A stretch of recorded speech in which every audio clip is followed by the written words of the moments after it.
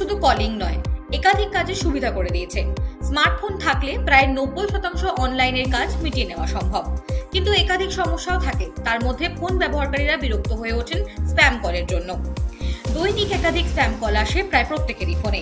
গুরুত্বপূর্ণ কাজের সময় এই ধরনের কল বিরক্তির কারণ হয়ে ওঠে। কিন্তু আপনি কি জানেন, সহজেই স্প্যাম কল বন্ধ করা সম্ভব। এর জন্য কোনো অতিরিক্ত টাকা খরচের দরকার নেই, এমনকি ফোনের সেটিংসেরও পরিবর্তন করার প্রয়োজন নেই। জেনে নিন কিভাবে স্প্যাম কল বন্ধ করবেন। স্প্যাম কল বন্ধ করার জন্য ডিএনডি মেসেজ করতে হবে, অর্থাৎ do not disturb. National customer preference register বা এনসিপিআর এ রেজিস্টার করলেই স্প্যাম কল বন্ধ করা সম্ভব। জেনে নেওয়া যাক কিভাবে পুরো প্রক্রিয়াটি করবেন। প্রথমে নিজের ফোন থেকে মেসেজ অপশনটি ওপেন করুন। এরপর সেখানে স্টার্ট টাইপ করুন। মনে রাখবেন, ক্যাপিটাল লেটারে টাইপ করবেন পুরো শব্দটি। এরপর মেসেজটি 1909 নম্বরে পাঠিয়ে দিন। মেসেজটি ডেলিভার হওয়ার পর একটি পপ আপ ওপেন হবে। সেখানে একাধিক অপশন ওপেন হবে।